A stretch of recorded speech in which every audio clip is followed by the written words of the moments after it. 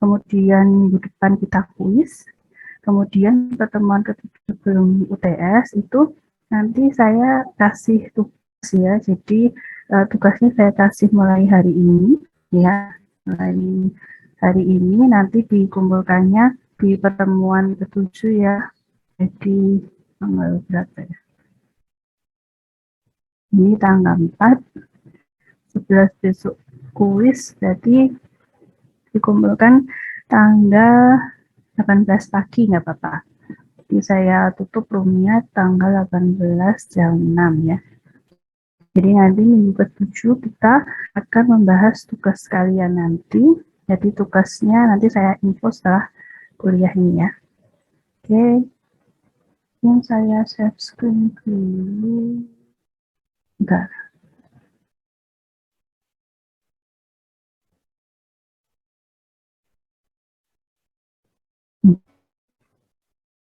Kelihatan enggak?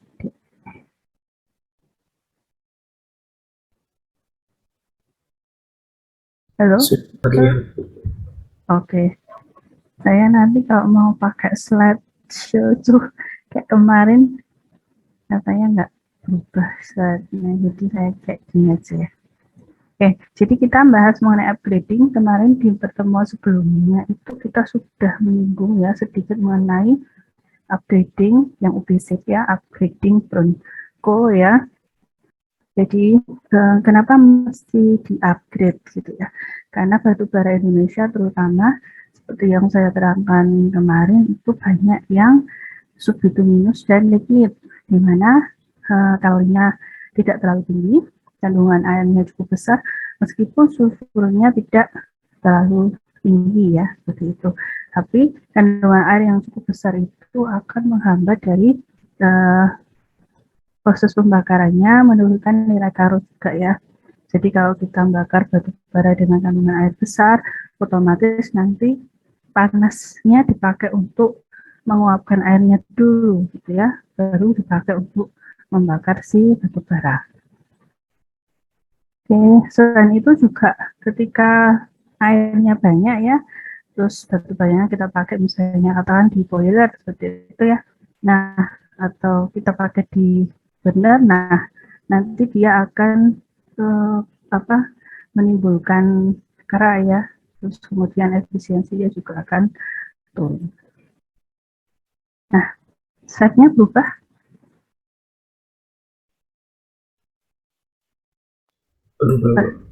Oke. Jadi ini introduction aja ya, sejumlah besar batu bara itu ditemukan hampir di seluruh wilayah Indonesia.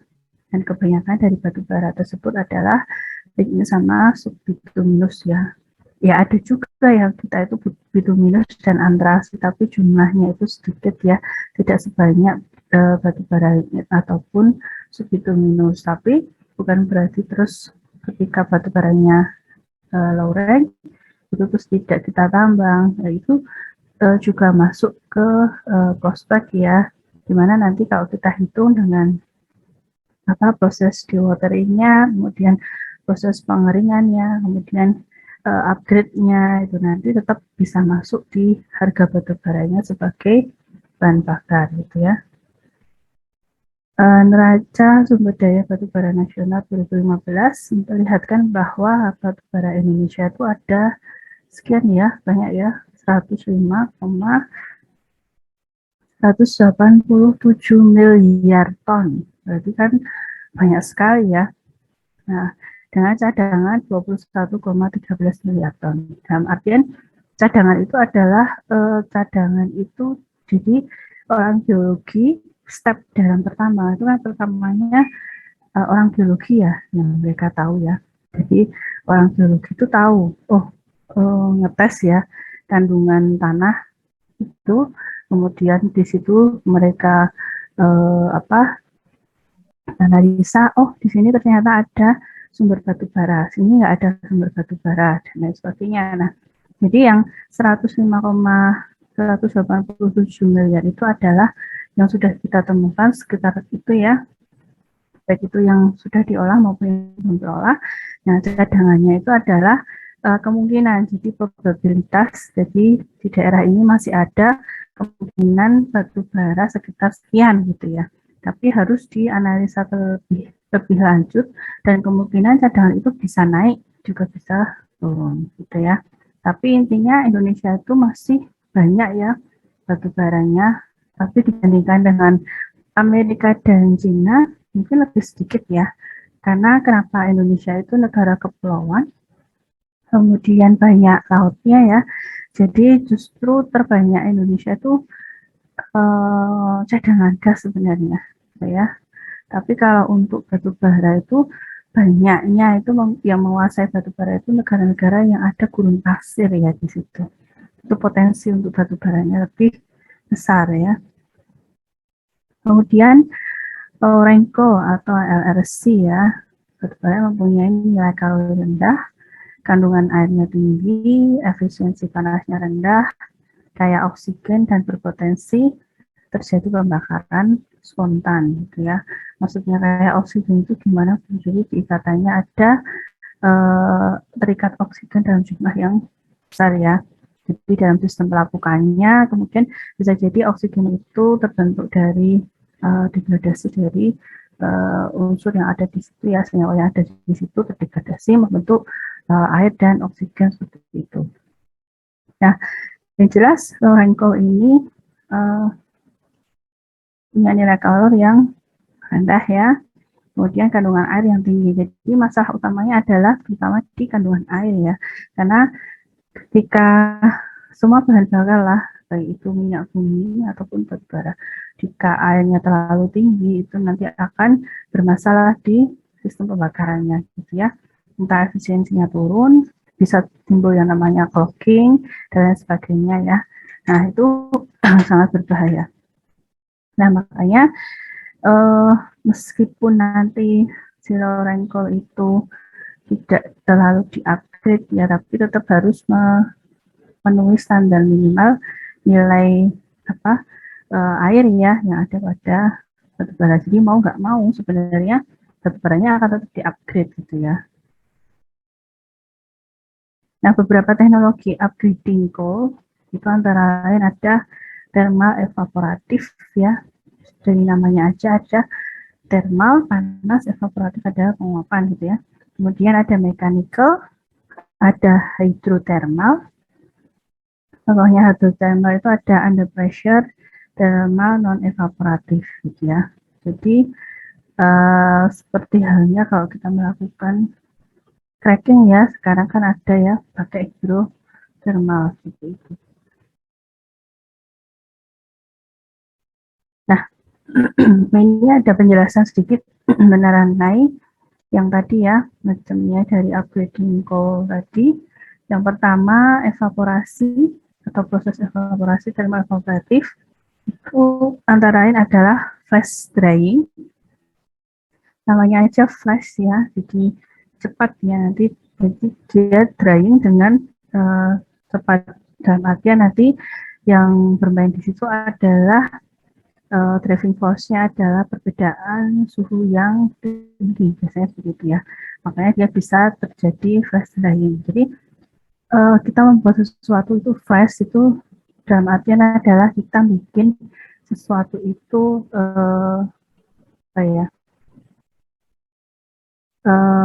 terlalu signifikan. Jadi misalnya driving force-nya tekanan ya beda tekanannya besar sekali gitu ya, maka dia bisa terjadi flash. Kalau driving force-nya sumuk berarti suhunya yang kita ringnya kita perbesar di situ sehingga bisa terjadi timbulnya flash seperti itu.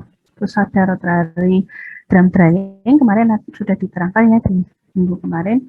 Rotary drum drying sistemnya itu jadi dia nanti silinder berputar, jadi ada yang dia pemanasannya langsung, ada yang tidak langsung. Kalau yang tidak langsung kita bisa menggunakan steam ya, jadi mirip dengan steam tube drying. Kalau steam tube drying itu nanti steamnya masuk di dalam tube itu ya.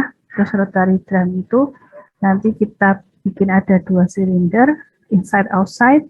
Kemudian nanti kalau yang itu yang tidak langsung ya pemanasannya, Jadi nanti yang outside bisa fluida pemanasnya, yang inside-nya adalah yang batu baranya, atau yang outside-nya batu baranya, inside-nya adalah fluida pemanasnya. Kemudian kalau yang pemanasan langsung itu kita biasanya fluidanya kita cenderung pakai gas ya, jadi pakai gas.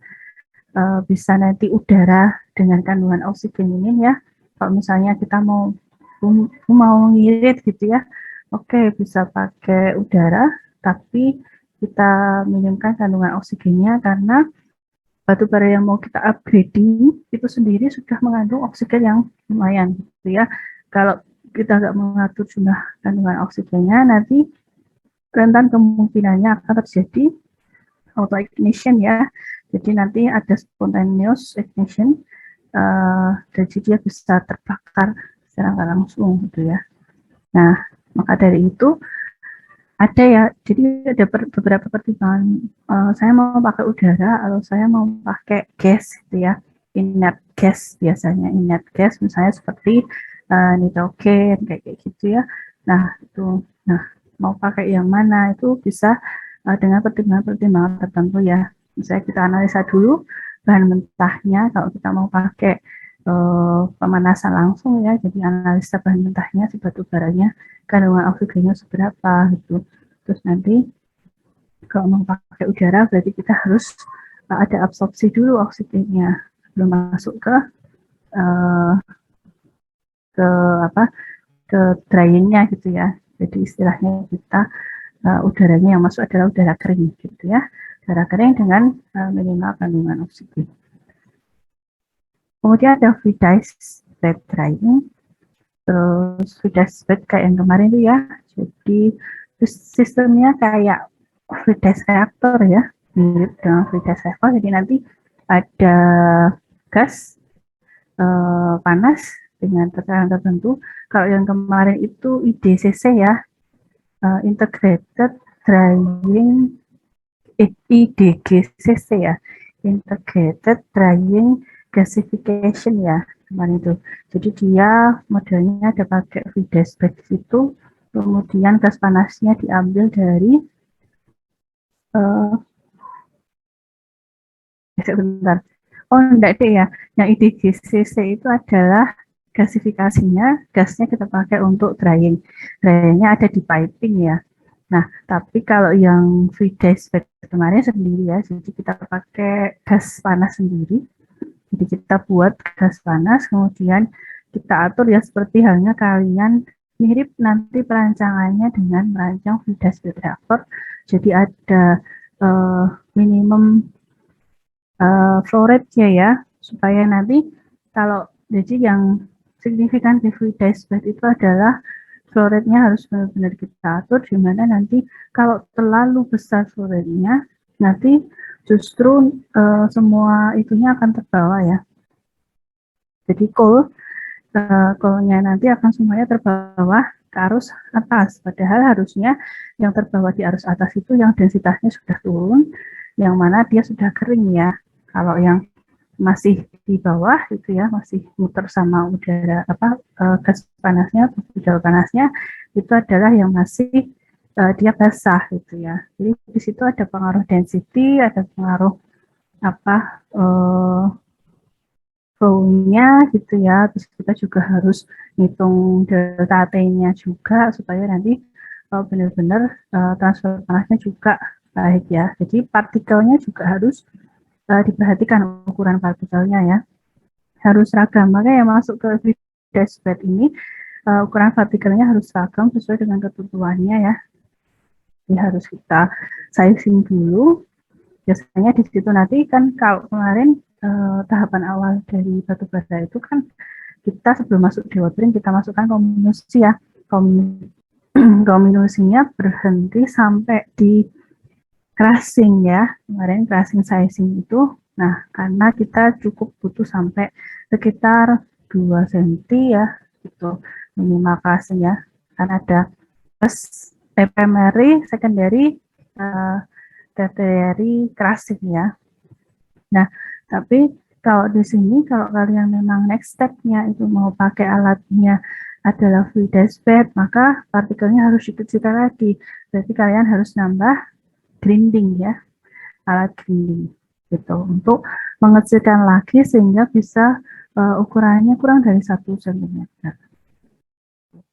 Kemudian ada swivel tube drying, kayak namanya ya, tube itu bentuknya masih tabung, drying untuk drying, swivel berarti dia apa ya, berputar tapi tidak setia. Jadi kayak apa ya, kalau bahasa Inggrisnya swivel itu ya berputar gitu ya, yang mirip berputar pada porosnya gitu. Kemudian ada solar drying. Nah, solar drying itu di mana seperti namanya ya, solar gitu ya, maka kita pakai tenaga matahari sebenarnya. Oke. Nah, dulu saya pernah bikin ya, sebelum saya menjadi seorang dosen, saya pernah kerja di perusahaan swasta, kebetulan startup company, terus kita kerjasama ya, itu kita bikin solar drying juga ya. Solar drying itu desainnya sebenarnya jadi cukup simple ya solar dryingnya itu, tapi itu juga kita harus menghitung termodinamika di situ kita pakai ya. Jadi waktu itu kita pakai plastiknya itu bikinannya Novovo, jadi dia punya warna hitam, jadi dia punya absorpsi panas sekian gitu ya, ada kekuatan absorpsi panasnya. Kemudian kita bikin dryingnya itu sederhana, cuma seperti papan itu ya, mungkin kalian nanti juga bisa lihat banyak mirip, sekarang sudah banyak seperti itu, cuman yang membedakan adalah material yang kita pakai ya. Jadi di situ kita harus hitung kita pakai tuh, jadi natural ya, natural convection ya, jadi kita nggak ada pengisapan udara dari atas, enggak, jadi dia natural convection. Terus kita pakai beda suhu di situ, kemudian beda suhu otomatis kalau suhunya di sini besar ya gitu ya, kemudian kan tekanannya juga akan naik. Nah, yang di atas itu kecil, maka dia akan mengalir kan dari tekanan ini ke tekanan rendah. Jadi kita prinsipnya pakai natural convection, driving force-nya di situ adalah perbedaan suhu dan tekanan. Jadi memang harus benar-benar kita pakai prinsip termodinamika, kita hitung di situ supaya kecepatan aliran yang udah yang masuk itu stabil, kemudian pengeringannya waktu pengeringannya itu jadi sepanjang dia jalan itu bisa nanti mengeringkan di situ. Oh enggak dek, udaranya masuk panas, jadi panas ya, jadi udara luar dingin masuk, dia terpanasi, naik secara itu perbedaan tekanan, kemudian dryingnya ada di atas. Jadi di atasnya ada kotak untuk menyimpan bahannya yang akan dikeringkan seperti itu. Banyak sekarang mungkin kalian bisa lihat ya solar drying, tapi itu adalah simply ya, yang sederhana solar drying. Di sini kita cuman main, kalau nanti kalian penelitian di situ, kalian bisa main ke material. Jadi material tadi, ini material yang kalau dulu kita impor dari Jerman itu, yaitu plastik Novowool, namanya Novowool ya, nggak salah. Itu, nah itu cukup mahal itu harganya. Cuman dia punya kapasitas untuk absorpsi panas yang cukup besar. Nah, kalian bisa main di material itu ya. Jadi kita bisa ganti Novowool dengan bahan yang ada di Indonesia, mungkin bisa dari bahan-bahan yang tidak terpakai ya, biomass gitu ya. Jadi bahan-bahan sampah-sampah plastik kalian misalnya kalian proses supaya bisa jadi bahan yang baru. Oke. Terus kemudian ini proses mechanical prosesnya itu mempunyai potensi lebih baik dari segi konsumsi energi selama proses dibandingkan dengan proses evaporasi, terutama untuk batu bara yang mempunyai kandungan air tinggi dan gambut ya. Tetapi prosesnya akan lebih kompleks karena sifat dari low ring yang coal ya, low ring coal tadi itu adalah hidrofilik ya, dan air pada batu bara itu tidak hanya di pori-porinya, tapi juga ada dalam ikatan kimia dari batu bara. Jadi proses mekanik ini sebenarnya lebih minim konsumsi energi ya, jelas karena dia intinya di mechanical proses ya. Beda dengan thermal, dia punya konsumsi energi yang cukup lumayan gitu ya. Nah, tetapi minusnya di proses mekanik ini nggak bisa kalau untuk yang seperti saya sebutkan di pertemuan minggu kemarin. Jadi kandungan air yang ada dalam batu bara itu ada yang kandungan air di permukaan, ada yang kandungan air kapiler, kemudian ada yang kandungan air itu terikat dalam ikatan polarnya, kemudian ada yang kandungan airnya itu dihasilkan dari dekomposisi daripada struktur senyawa yang ada dalam batu bara gitu ya. Nah, untuk dua kandungan air yang terakhir itu agak susah kalau kita misalnya mau pakai proses mekanik ya. Jadi semua proses itu sebenarnya ada plus minusnya ya. Tinggal kita mau seperti apa. Dalam artian adalah ya tadi kita hitunglah kapasitas produktivitasnya mau seberapa satu. Terus kemudian ibaratnya nanti harga jual batu baranya akan seberapa gitu ya. Menutup enggak ya proses ini kalau ditambahkan dengan proses ini dengan nanti batu baranya bisa naik upgrade-nya misalnya dari subbituminus ke bituminus kayak gitu ya, naik seperti itu. Nah nanti harga jualnya berapa itu masuk enggak gitu ya. Biasanya kan kalau kapasitasnya besar itu lebih baik ya kalau kita pakai proses yang model evaporasi seperti ini ya. Jadi nanti kan naiknya bisa upgrade batu baranya bisa lebih tinggi ya, naiknya nilai kalornya gitu dibandingkan nanti dengan proses mekanik gitu. Tapi kalau misalnya kapasitas kita kecil ya kita harus ngirit lah beratnya. Ngiritnya dari mana? Dari energi. Nah, maka dari itu kita pilih yang proses mekanik gitu ya. Jadi tergantung bahan bakunya juga, nanti bahan bakunya akan seperti apa. Ini tadi kalau misalnya bahan bakunya itu kandungan airnya tinggi sekali ya, kemudian dia kayak model gambut kayak gitu ya, lebih baik mekanik gitu ya, karena nanti kalau kita pakai evaporasi bisa dibayangkan aja ya energi panas yang dipakai itu seberapa besar, padahal sudah saya singgung kemarin panas itu adalah money ya, cold, heat itu everything itu money gitu ya. Kalau di pabrik itu kalian membuang sekian kalor berarti sama aja kalian membuang sekian uang gitu. Nah itu harus ada pertimbangannya.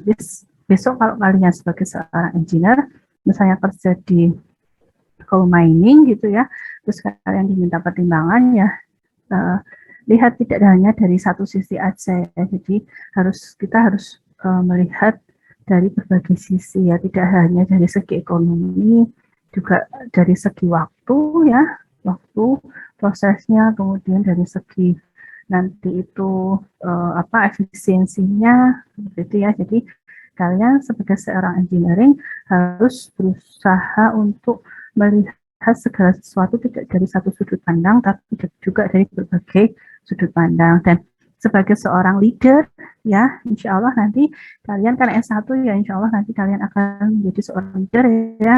Jadi kalian itu akan berada di posisi atas. Maka dari itu sebelum mengambil suatu kebijakan, alangkah baiknya kita lakukan diskusi ya, fokus group discussion. Terus kita bisa diskusi dengan bawahan kita. Jangan kita menganggap mereka kan ilmunya lebih rendah dari kita gitu, ngapain kita minta pendapat mereka. Kita nggak tahu ya, bawahan kita kan ada yang junior, ada yang senior. Nah yang senior itu kan punya pengalaman yang banyak ya dibandingkan kita yang baru seperti itu ya. Mereka sudah puluhan tahun berkecimpung di bidang batu bara. Nah, pengalaman itu yang mahal harganya.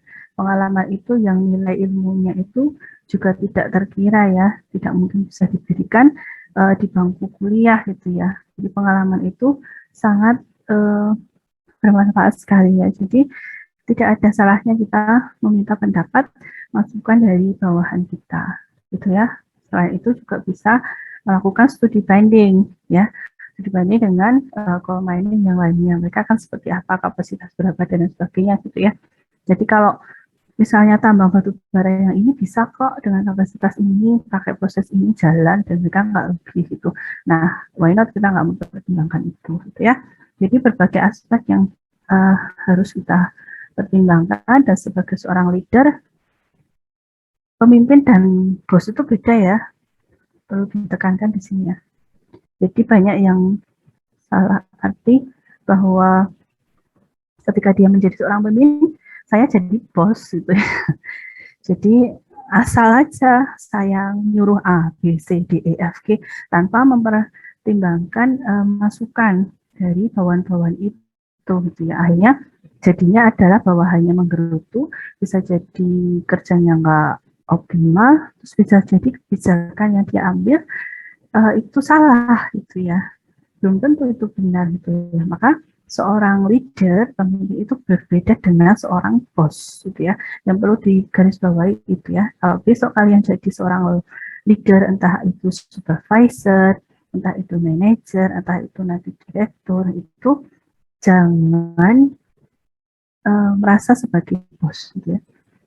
Jadilah pemimpin, dan pemimpin itu bertanggung jawab atas semua kesalahan bawahannya. Makanya dia harus sering meng-cross-check ya, meng-cross-check bawahannya. Meskipun misalnya kalian, misalnya direktur ya, kalian punya manajer, punya asisten manajer dan lainnya, tapi tetap kalian harus mengecek ya, ngecek dari setiap bawahan kalian itu nanti tugas yang sudah didelegasikan seperti apa gitu ya.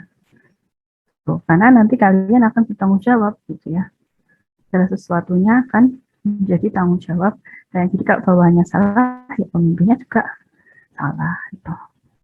Oke, kembali lagi ya ke laptop, upgrade. Jadi nah ini belum ya, under pressure ya.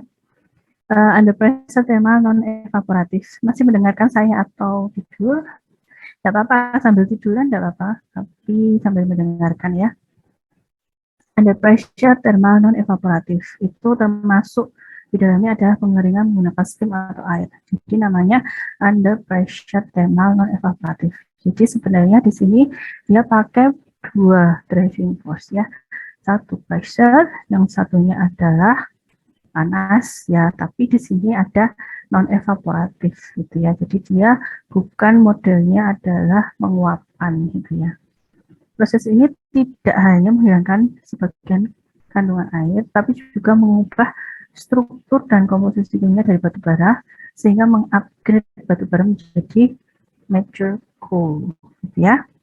Jadi sebenarnya kan strukturnya bituminus, subbituminus, lignit, antrasit itu berbeda-beda ya strukturnya. Nanti bisa kalian lihat di Mbah Google ya, Mbah Google itu serba tahu. Nanti bisa dilihat strukturnya seperti apa, toh bedanya apa. Ada perbedaannya ya. Jadi dalam bentuk ikatannya, kemudian struktur double chain-nya kayak gitu ya, itu nanti berbeda-beda gitu. Nah, di sini karena dia pakai ya, segala sesuatu itu sebenarnya kalau berhubungan dengan pressure ya tidak semuanya ya. Kalau pressure-nya normal ya enggak apa-apa. Tapi kalau pressure-nya itu berubah ya, bisa under, bisa upper ya. Jadi pressure yang tinggi ataupun yang di bawah vakum misalnya ya. Nah, itu nanti mesti ada perubahan struktur di situ yang akan terjadi gitu ya. Karena pressure itu dipakai ketika kita mau mengurangi penggunaan panas ya. Jadi ketika pressure-nya berubah, tekanan uapnya kan juga akan berubah ya. Nah, uapnya akan berubah, maka kebutuhan panasnya juga akan berubah gitu ya. Nah, di situ makanya biasanya kalau pressure itu nanti bergabung dengan thermal gitu ya. Nah, di sini akan terjadi perubahan struktur ya, sehingga nanti strukturnya berubah, airnya juga berkurang, otomatis batu baranya juga akan terupgrade menjadi lebih mature ya. Itu dalam artian ini biasanya mendekati di antara bituminus dan antrasit gitu ya. Nah, batu bara itu semakin mature itu dia akan semakin warnanya hitam ya, hitam mengkilap ya. Dan ada yang warnanya agak coklat, ada yang warnanya hitam biasa gitu ya, ada yang hitamnya sampai mengkilap. Oke, upgraded brown coal ya, ini istilah yang sudah sering banyak terdengar di batu bara. Sampai sini ada yang mau ditanyakan? Saya masuk upgraded brown coal. Halo?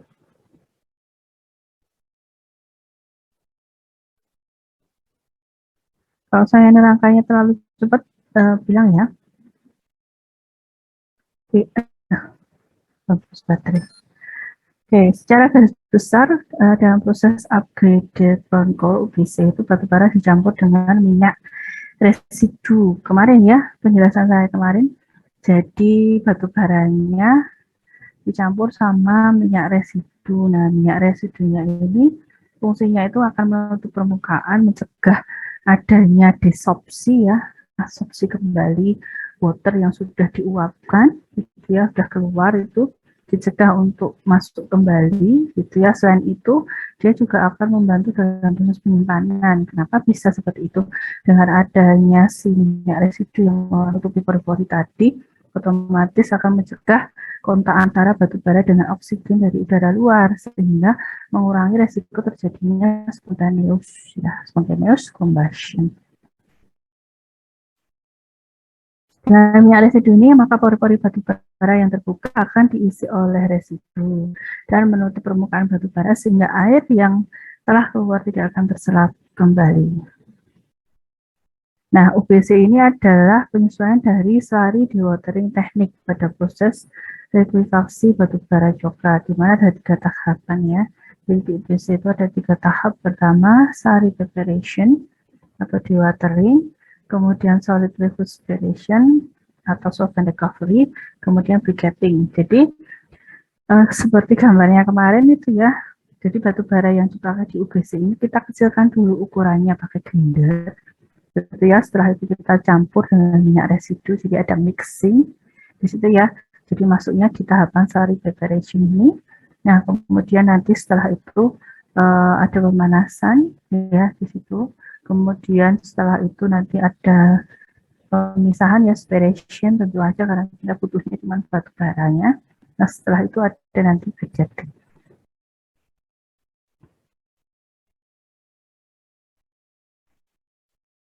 Nah, slurry preparation atau dewatering. Pada tahapan ini, batu bara tingkat rendah dengan kandungan air yang tinggi akan dihancurkan. Nah, hingga ukuran partikel kurang dari 3 mili. Tidak mungkin kita pakai tertiary crusher ya. Nah, itu biasanya nanti kita tetap pakai grinding ya di sini nanti, sehingga ukurannya bisa sampai ke 3 mm. 3 mm. Jadi bisa pakai augmented grinding, ada bisa pakai ball gitu ya, ada road mill gitu ya, ball mill, road mill dan lain sebagainya, yang intinya adalah untuk menghaluskan ya. Nek kita tradisional itu sebenarnya grinding itu apa? Bayangannya adalah kalau cewek itu mesti udah pernah yang ngulek ya, mengulek mengulek apa itu, ngulek cabai, ngulek bambang, bawang kayak gitu ya. Intinya grinding itu kan dari itu ya. Jadi gambar awalnya grinding itu kan kita gerus ya, penggerusan supaya dia nanti ukuran partikelnya menjadi kecil ya, lembut gitu ya, sesuai yang dibutuhkan gitu ya. Jadi jangan lupa setelah proses grinding tetap ada yang namanya sizing ya, supaya nanti partikelnya sama semua. Jadi setiap diproses kombinasi jangan lupa ada sizing ya. Nah, nanti si partikel tadi ini sudah jadi lembut tadi ya, ukuran di bawah 3 mm, terus dicampur sama yang tadi yang namanya minyak residu tadi ya. Di sini kita campur yang namanya sama kerosin. Tahu apa itu kerosin?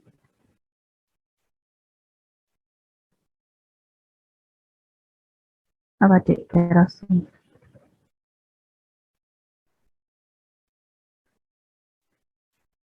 Halo, halo,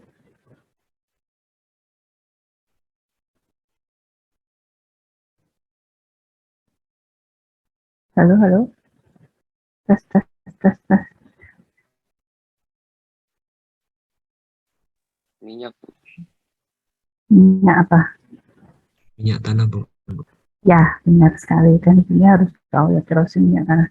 Oke, jadi kita campur sama kerosin. Kemudian, nah ini karena nanti itu akan ada briquetting ya. Di sini kita pakai si aspal itu sebagai penggantinya. Kalau bikin briket batu bara itu kan kadang-kadang kita nggak pakai kayak janji-janjian kayak gitu ya untuk pengikatannya ya, macam-macam kita bisa pakai macam-macam untuk proses pengikatannya. Jadi untuk mengikat material satu dengan yang lain supaya nanti bisa dicetak untuk briket gitu ya.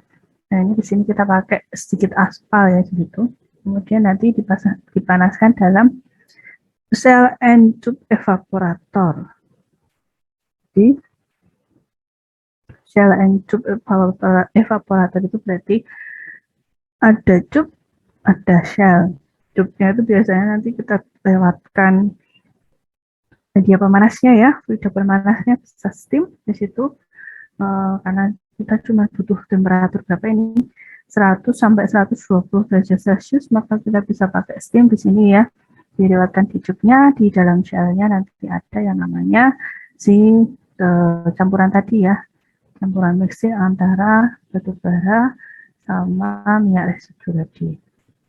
Dipanaskan suhunya 100 sampai 120, reaksinya endotermis.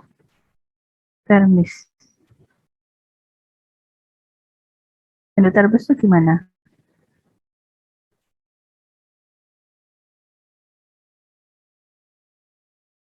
Halo?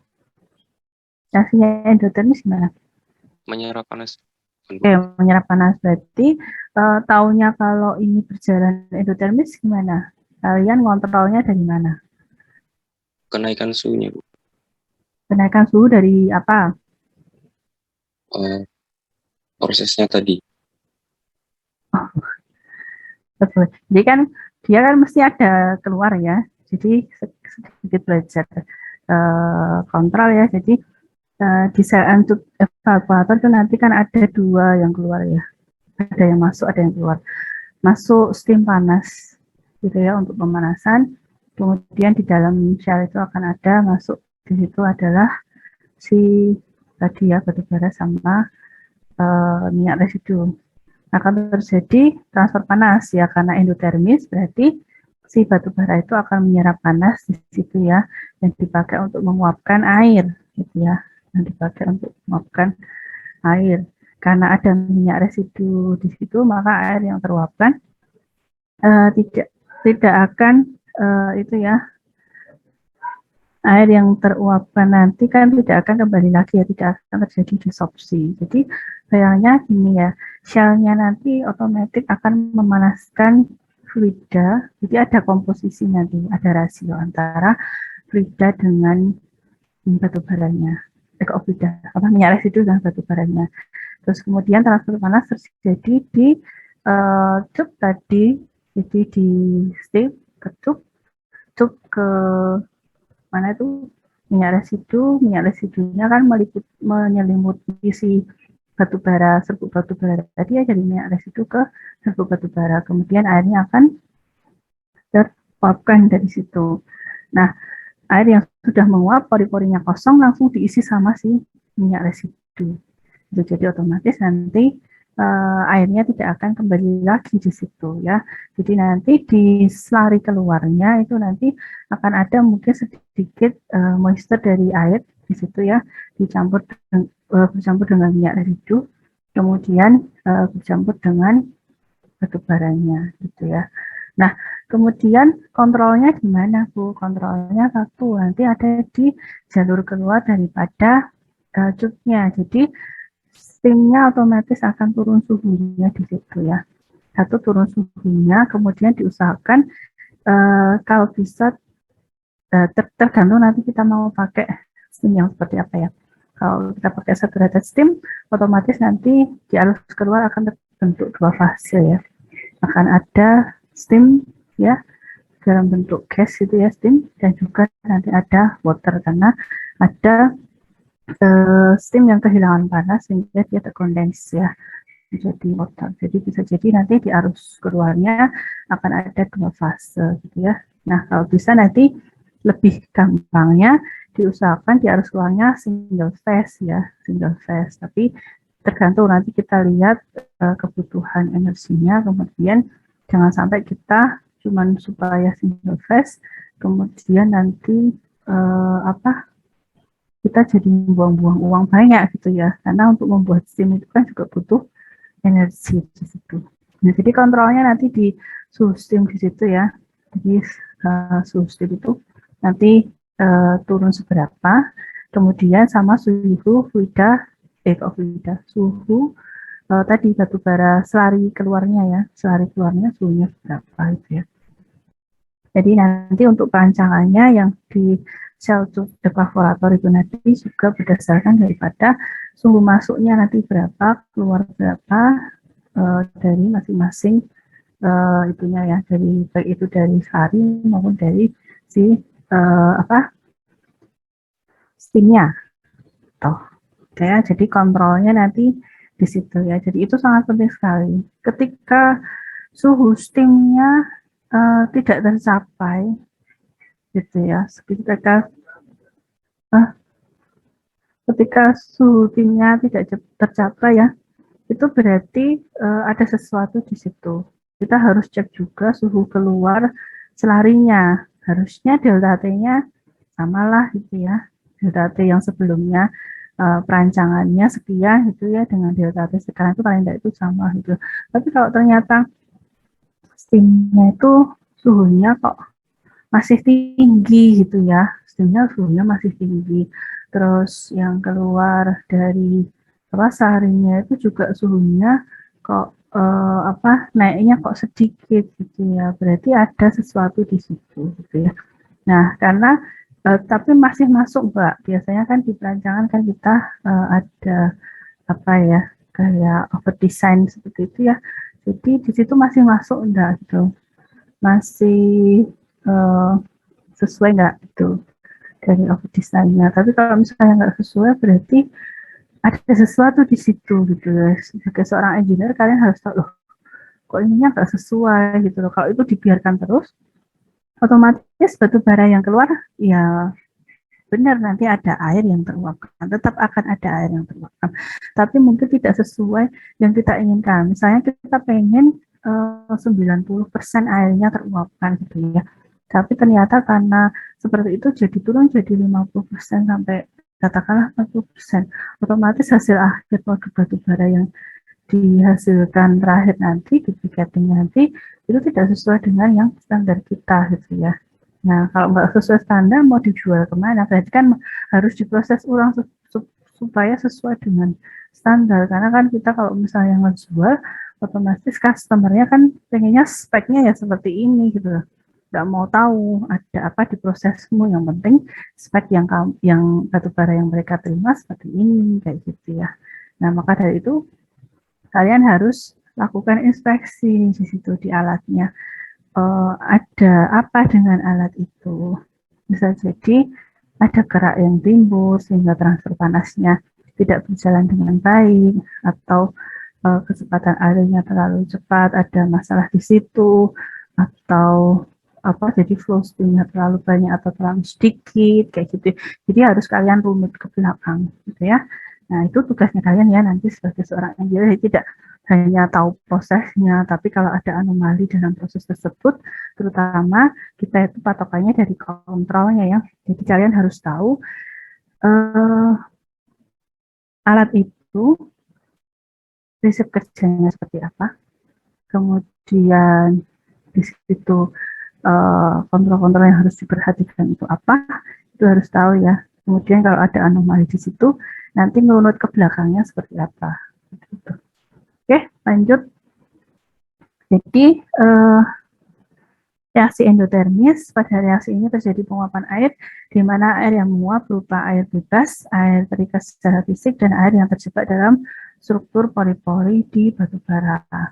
Penguapan air bebas akan berperilaku sama dengan pengeringan secara umum ya. Jadi sedangkan penguapan air bawaan dianalogikan dengan air desa atau subsida dengan reaksi berikut. Ini ya, jadi untuk penguapan air bebas, jadi air di permukaan itu biasa ya evaporasi biasa. Tapi untuk air bawaan, di mana dia itu nanti terikat dengan senyawa, kayak ini ya gambarnya, misalnya M itu unsur tertentu ya. Nah di sini ada hidroksida di sini ya, terikat dengan M. Nah dengan adanya ini, proses ini nanti dia akan ikatan akan lepas ya, membentuk senyawa oksida dan air gitu ya. Nah air ini kemudian baru, jadi prosesnya bertahap kalau yang untuk ini ya. Jadi dia harus dikrek dulu ya, dia diputuskan ikatannya dulu menjadi ini ya. Jadi yang ada ikatan hidroksida putus dulu menjadi ikatan oksida dan juga air. Nah setelah itu airnya baru diuapkan. Jadi bertahap ya. Kalau yang permukaan itu kan dia langsung ya kena panas, transfer panas, kemudian dia teruapkan. Tapi kalau yang ini dia jadi bertahap gitu ya. Oke. Ya, uap air tersebut dikirim ke bagian shell dari evaporator setelah ditekan oleh kompresor untuk digunakan sebagai sumber pemanas hingga menghemat energi selama proses dewatering.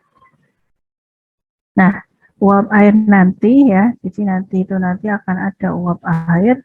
Uap airnya itu nanti akan dikirim ya, jadi dipisahkan, dikirim kembali. Kalau di sini ke bagian shell, berarti dia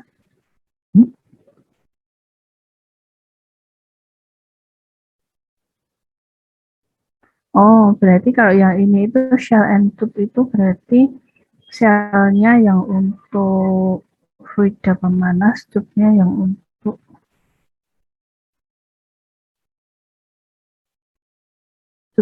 untuk bahan itunya ya. Tapi biasanya bisa sih, jadi bisa shell-nya itu nanti tempatnya selarinya, tube-nya yang tempatnya fluida pemanasnya, atau dibalik tube-nya tempat selarinya, shell-nya fluida pemanas. Mana yang lebih baik di situ untuk transfer panasnya itu yang gitu. Di sini berarti shell, kalau di sini yang ini berarti shell-nya itu nanti yang, jadi nanti ada cup-cup begini ya, terus shell ada di dalam shell cupnya itu. Nah shell-nya itu nanti tempat fluida pemanasnya, cupnya di dalam nanti yang ada selarinya gitu ya. Boleh dibolak-balik, boleh gitu ya. Jadi nanti kalau perancangan shell and tube juga gitu ya. Heavy oil secara efektif terjerap pada pori-pori kayak tadi ya. Jadi ada transfer panas dari fluida pemanas, kemudian mengenai dinding, misalnya kalau tadi tube yang salingnya di dalam tube ya, berarti fluida pemanas di shell, nanti transfer panas ke dinding tube, nanti dari dinding tube itu nanti transfer panas ke selari ya, dimana selarinya nanti kan komposisinya adalah tadi minyak residu dengan batu bara. Nah nanti panas ke minyak residu, kemudian baru ke batu bara, airnya keluar ya, teruapkan karena panas tadi, otomatis pori-pori kosong, pori-pori akan diisi langsung sama apa itu, sama si minyak residunya. Jadi ketutup langsung. Jadi tidak akan terjadi disopsi atau masuk kembali si airnya yang teruapkan tadi ke dalam batu bara gitu ya. Makanya kita pakai ini tadi ya, heavy oil ataupun light oil sebagai ya residunya. Nah, selain itu nanti juga mencegah terjadinya spontaneous combustion ya ketika disimpan. Tuh. Kemudian Jadi tahapan yang pertama tadi dewatering ya, kemudian dewatering berarti menghilangkan kandungan water ya pada batu bara. Kemudian yang ini solvent recovery, berarti solventnya tadi apa? Solventnya apa di sini? Kok solvent recovery namanya? Solid reverse separation. Halo? Yang kerosin tadi bukan? Ya, benar, yang minyak residual kerosin dan campuran aspal, terutama kerosinnya ya. Nah, itu kita mau mengambil kembali kerosinnya ya, lumayan tuh harganya.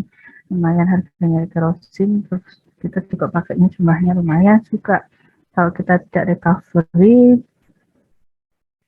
mau kita buang kemana kan, mau nggak mau kan tetap kita pisahkan ya, solid sama liquidnya, wong kita cuma butuh batu baranya di situ, bukan butuh kerosinnya gitu ya.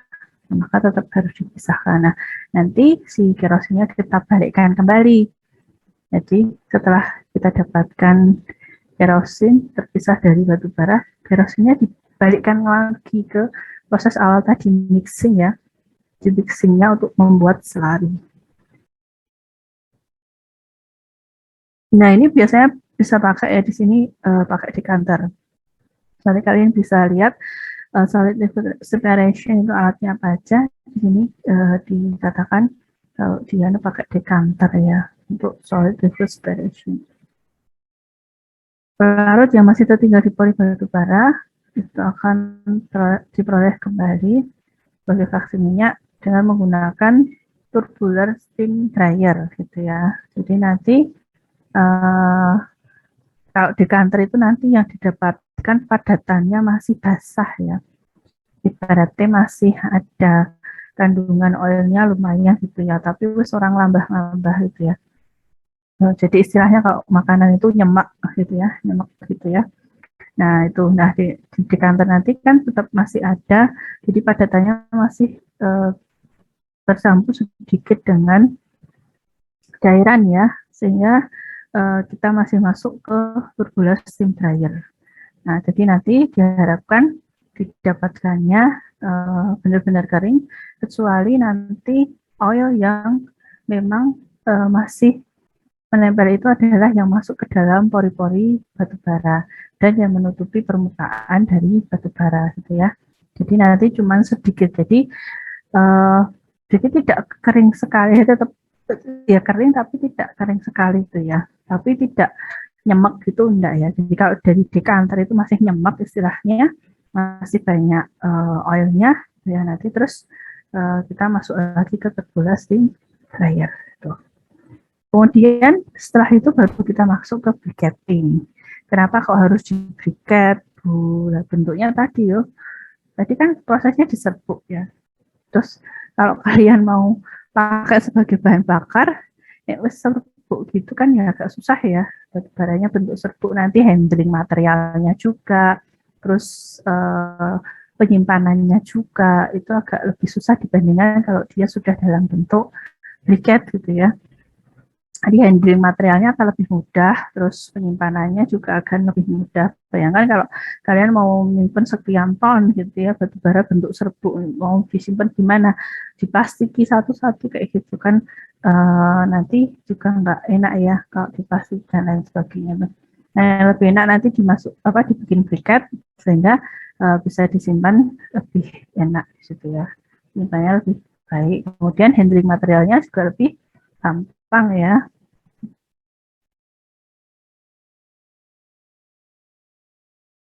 Nah, batu bara dibuat menjadi briquet dengan menggunakan double roll briquetter gitu ya. Jadi nanti kalau misalnya kalian mau penelitian seperti ini ya, misalnya saya mau penelitian upgrading gitu ya. Nah, alat briquetnya nggak harus sama kayak gitu. Kita bisa bikin sederhana ya. Alat briquet sederhana itu juga bisa gitu ya. Kemudian ini ya, heating value dari upgraded coal yang dihasilkan bervariasi ya.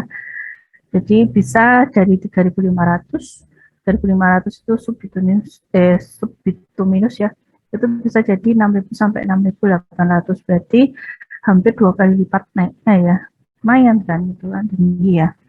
Nah, selain itu dari proses ini permasalahan terkait pembakaran secara spontan dari batu bara itu dapat ditekan ya, jelas tadi ya, karena ada heavy oil atau minyak residu tadi yang menutupi permukaan daripada batu bara sehingga mencegah kontak oksigen dengan batu bara.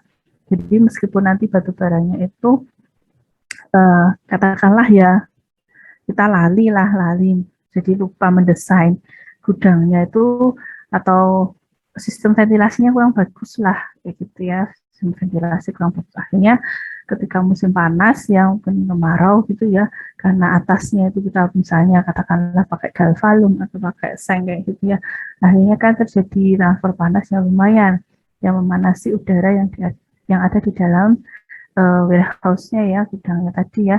Nah, terus jika udara naik kan otomatis uh, itu sebagai sumber heating ya untuk combustion. Nah, tapi ketika kita ada si heavy oil yang menutupi permukaan tadi, otomatis oksigennya nggak bisa langsung mengenai daripada batu baranya gitu ya, sehingga tidak terbentuk kemarin ya rectangular fire ya, rectangular fire. Kalau dulu kan triangular fire ya, segitiga api, yang sekarang rectangular fire karena yang terbaru itu ketambahan yang namanya chemical ya. Jadi tambahan yang namanya senyawa. Oke.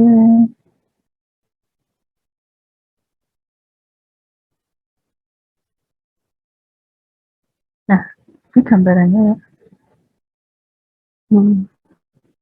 Ini ada kerosin itu ya dicampur di sini batu baranya ini terus masuk ke sini. Di sini dipanaskan dengan tekanan tertentu yang tekanannya 350 kPa. Itu berapa ATM? 100 kPa 1 ATM berarti 350 kPa berarti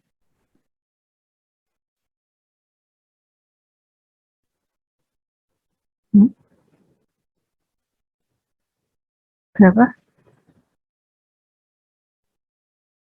Berapa dek? Dulu. 3,5 ATM bukan Bu? Ya, yang 100 kPa itu 1 ATM, jadi 350 ke 1 ATM. Jadi ini dia pakai, tadi kan tekanannya itu kan under pressure, maksudnya bukan terus di bawah itu banget ya. Jadi tekanannya yang seperti saya terangkan yang di minggu kemarin itu antara 1 sampai 5 ATM. Ya, di sini dia pakai tekanan 3,5 kPa ya. Kenapa harus ada tekanan? Itu membantu proses crackingnya tadi ya, karena dia akan melepaskan air yang terikat dalam ikatan batu bara tadi ya, yang MOH tadi ya, yang senyawa hidroksida, kemudian di crack ya dengan adanya tekanan dan panas tadi, terputus ikatannya menjadi oksida dan air gitu ya. Oke, terus setelah itu baru nanti masuk ke separation, di mana di separation ini ada proses oil recovery ya. Nanti akan ada oil ya, didapatkan oil lagi di sini, recovery, terus kemudian di oil ini yang masuknya dikembalikan ke C. Jadi di separation nanti masuk ke sini ya, recovery-nya di sini ya. Jadi tadi dekanter, ini dekanternya ya, ini ada oilnya. Oilnya itu nanti bisa langsung masuk ke sini juga, oil yang di sini juga bisa ya, mungkin nanti agak sedikit di filter gitu ya, supaya nanti benar-benar oilnya itu bersih tuh. Kemudian yang di sini kan dari cake yang didapatkan dari decanter itu, kenapa disebut masih cake, karena dia masih jemek tadi ya, masih becek-becek gitu ya. Nah, maka masuk ke tubular dryer ini ya, masuk ke sini tubular dryer, sehingga nanti yang kering itu nanti masuk ke pengepresan untuk bikin briket, terus oil yang didapat di sini bisa langsung dimasukkan ke sini ya, ke mixing lagi gitu ya, mixing lagi. Kemudian kemungkinan nanti dari sini itu ya, itu nanti kan akan ada juga kenapa balik ke sini Bu gitu ya, ada ke sini naik ke atas sini itu, ini adalah water ya. Jadi kan tadi airnya teruap kan, airnya akan terikut dalam